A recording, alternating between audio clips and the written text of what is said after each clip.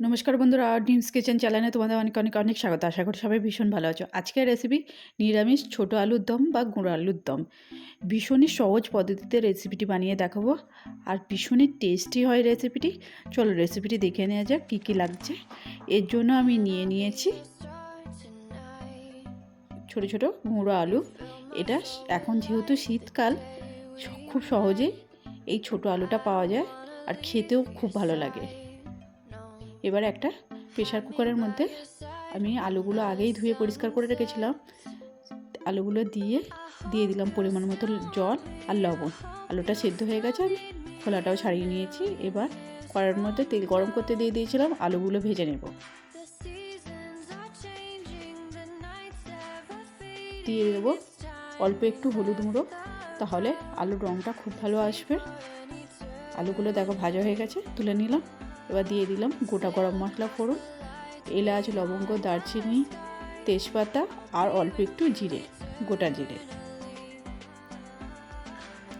একটু ফ্রাই হয়ে যাওয়ার পর দিয়ে দেবো টমেটো কুচি।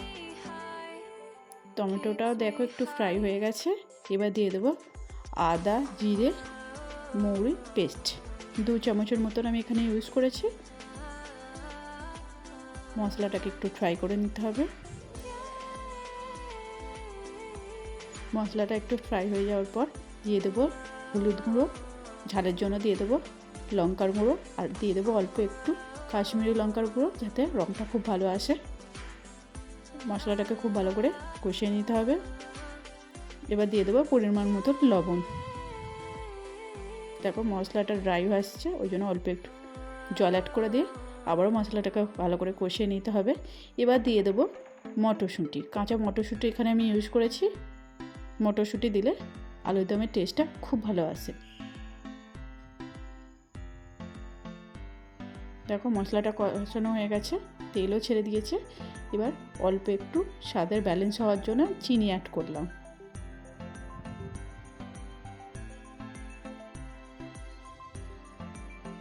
এবার দিয়ে দেবো ভেজে রাখা আলুটা।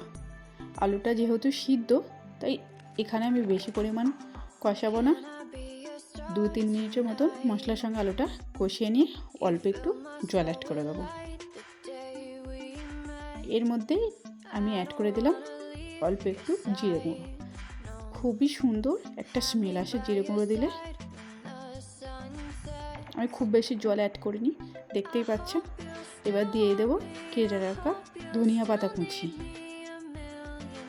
ব্যাস, আমাদের আলুর দম রেডি। কত সুন্দর হয়েছে দেখছেন, টেস্টটাও ভীষণ সুন্দর এসেছে। আর রেসিপিটা যদি তোমাদের পছন্দ হয়ে থাকে কমেন্ট করে জানাতে ভুলবে না। আর ভিডিওটিতে অবশ্যই একটি লাইক করে চ্যানেলটিকে সাবস্ক্রাইব করে নেবে। আজকের মতন এই পর্যন্ত, আবারও দেখা হচ্ছে নতুন একটা রেসিপি নিয়ে।